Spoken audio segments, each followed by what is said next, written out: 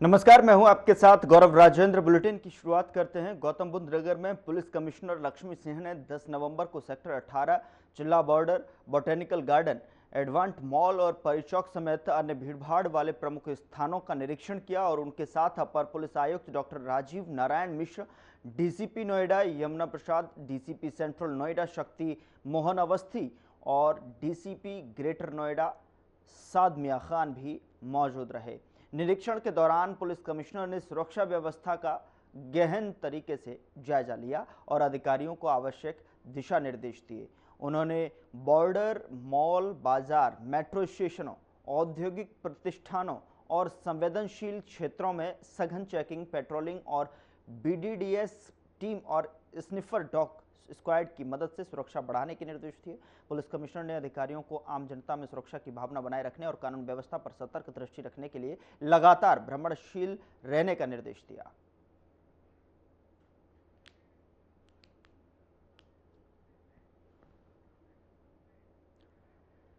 उधर जनपद बाराबंकी में 1734 करोड़ की विभिन्न विकास परियोजनाओं के लोकार्पण और शिलान्यास एवं अन्य लोक कल्याणकारी योजनाओं के लाभार्थियों को चेक प्रमाण पत्र के वितरण के लिए कार्यक्रम का आयोजन किया गया, जिसमें मुख्यमंत्री योगी आदित्यनाथ शामिल हुए। वहीं सीएम योगी ने कार्यक्रम को भी संबोधित किया। 1876 में बंकिम चंद्र चट्टोपाध्याय ने रच करके भारत की स्वाधीनता के लिए एक मंत्र की रचना की थी, जिसने भारत की जन चेतना को जागरूक करने के लिए उसी प्रकार का योगदान दिया था। जैसे हम यज्ञ में जब मंत्रोच्चार करते हैं और यज्ञ कुंड में अपनी हवि अर्पित करते हैं, तो यह वही था। राष्ट्र यज्ञ में भारत के क्रांतिकारियों के द्वारा गाए जाने वाले उस मंत्र का प्रतीक था, जो राष्ट्र रूपी यज्ञ को आगे बढ़ाने के लिए, उसकी लौ को तेज करने में अपना योगदान दिया। भारत का क्रांतिकारी, भारत का युवा कभी विचलित नहीं हुआ। आजादी के आंदोलन में उसने वंदे मातरम को गाते गाते फांसी के फंदे को अपने गले में लगाने में संकोच नहीं किया, और जब भी उसको फांसी की सजा होती थी, वह खुशी खुशी हंसते हंसते फांसी के फंदे को गले में लगा करके वंदे मातरम बोल करके वह फांसी के फंदे पर झूलता था। आने वाली पीढ़ी के लिए एक नया संदेश छोड़ करके जाता था कि राष्ट्र से बढ़कर के कुछ नहीं। अगर हम जिएंगे तो देश के लिए, मरेंगे तो देश के लिए, और कुछ भी योगदान देंगे तो राष्ट्र हमारे लिए प्रथम होगा। और उसी भाव के लिए आज वंदे मातरम को भी 150वें वर्ष में अभी 7 नवंबर को एक समारोह में प्रधानमंत्री जी ने इस कार्यक्रम का शुभारंभ किया था। लेकिन आज भी है, कुछ लोग हैं कहेंगे खाएंगे, रहेंगे हिंदुस्तान में, खाएंगे हिंदुस्तान में, लेकिन वंदे मातरम गाएंगे नहीं। हम उनकी मंशा को समझें, हम उनकी मंशा को समझें। ये बाध्यकारी नहीं है, लेकिन यह समझने की विषय वस्तु भी है। जो लोग वंदे मातरम का विरोध कर रहे हैं, वे भारत माता का विरोध कर रहे हैं। यह किसी व्यक्ति के लिए नहीं, यह वंदे मातरम राष्ट्रीय गीत किसी व्यक्ति, किसी जाति, किसी क्षेत्र या किसी एक ईश्वर, किसी एक उपासना विधि के प्रति आग्रही नहीं बनाता है, बल्कि ये तो भारत माता की वंदना है। भारत माता के प्रति हमारी कृतज्ञता है। भारत माता के लिए गाए जाने वाले हमारे उस स्वर का प्रतीक है, जो हमारे अंतःकरण के भाव को व्यक्त करता है। और यह सच है, हमने देवी के 3 रूपों को, महादुर्गा, महासरस्वती और महालक्ष्मी के रूप में ही पूजन करके भारत और भारतीयता को आगे बढ़ाने की शक्ति अर्जित की है।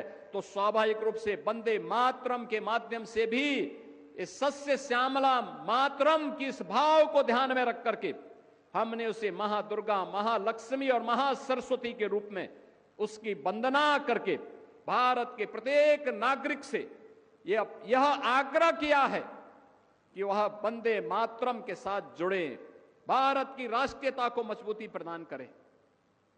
याद करिए, जिस गीत को स्वयं स्वर दिया हो गुरुदेव रविंद्रनाथ टैगोर ने, उस गीत का विरोध किया जा रहा है। भारत का क्रांतिकारी जिस गीत को गा करके फांसी के फंदे पर चूमता था, उसका विरोध किया जा रहा है। भारत की एकता और अखंडता का प्रतीक जो गीत है, उसका विरोध किया जा रहा है। इस विरोध के लिए कोई जगह नहीं होनी चाहिए, हमारे यहां कोई जगह नहीं होनी चाहिए। और इसीलिए मैं आप सबसे अपील करूंगा, बहनों और भाइयों, कोई मत हो, कोई मजहब हो, कोई जाति हो, और राष्ट्र से बढ़कर के नहीं हो सकता है।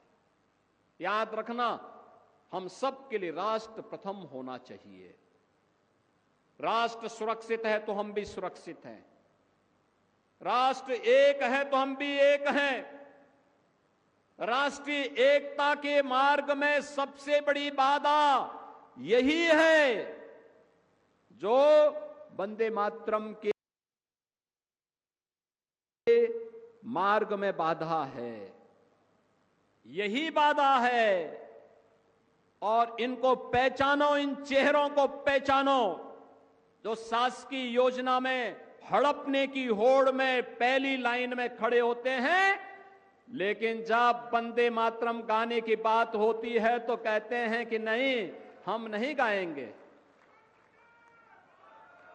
बहनों और भाइयों, मैं तो आप सबसे कहूंगा, हमें राष्ट्रीय एकता के मार्ग की इन बाधाओं को दूर करना होगा।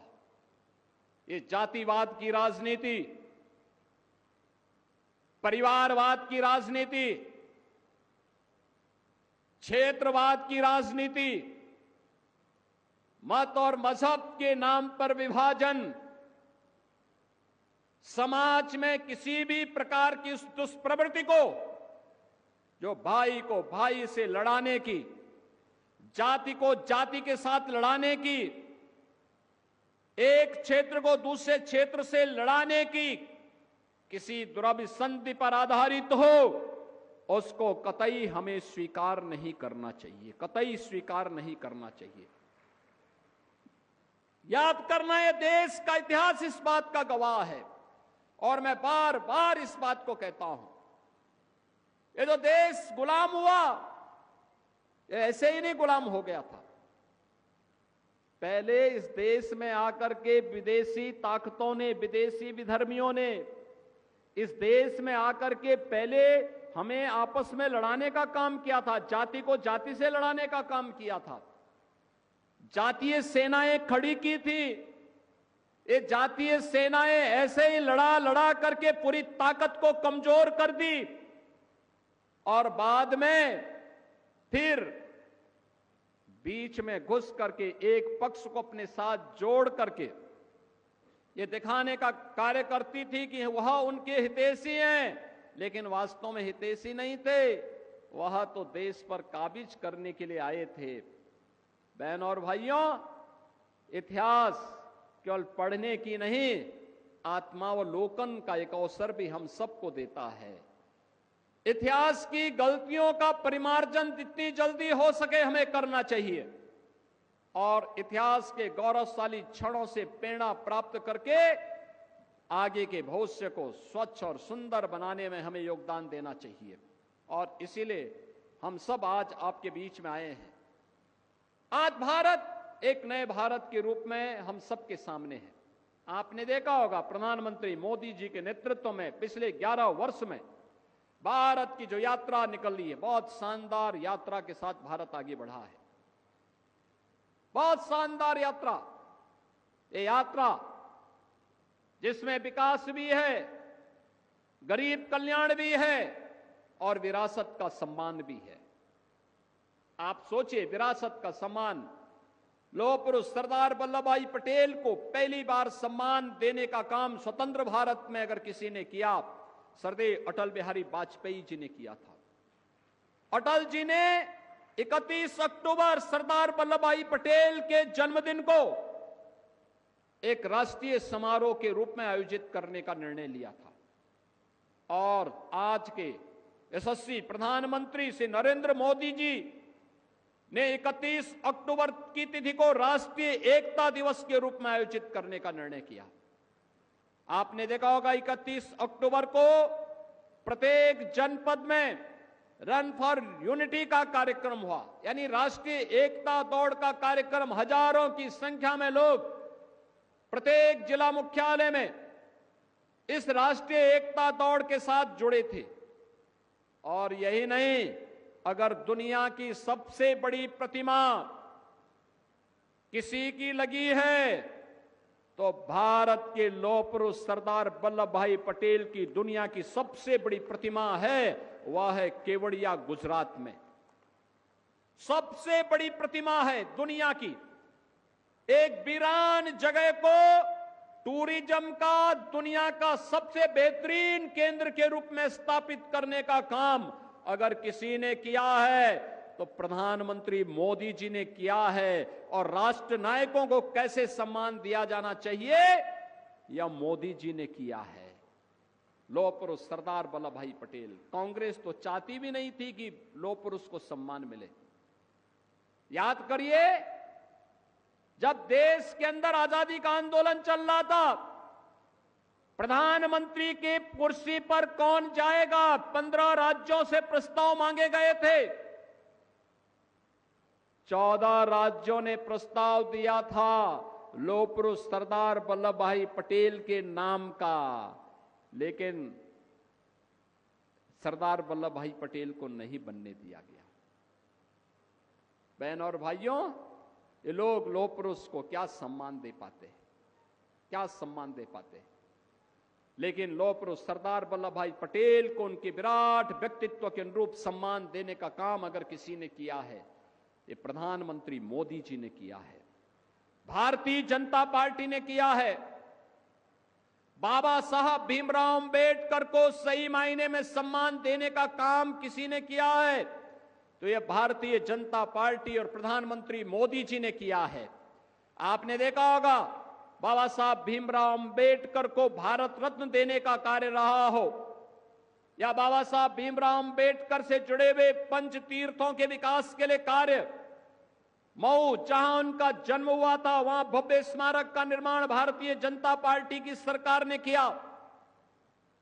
बाबा साहब ने इंग्लैंड में उच्च शिक्षा जिस भवन में रहकर के अर्जित की थी, उस भवन में जब ब्रिटिश सरकार उसको बेच रही थी तो भारत से प्रधानमंत्री मोदी जी ने टीम भेज करके उस भवन को खरीदा।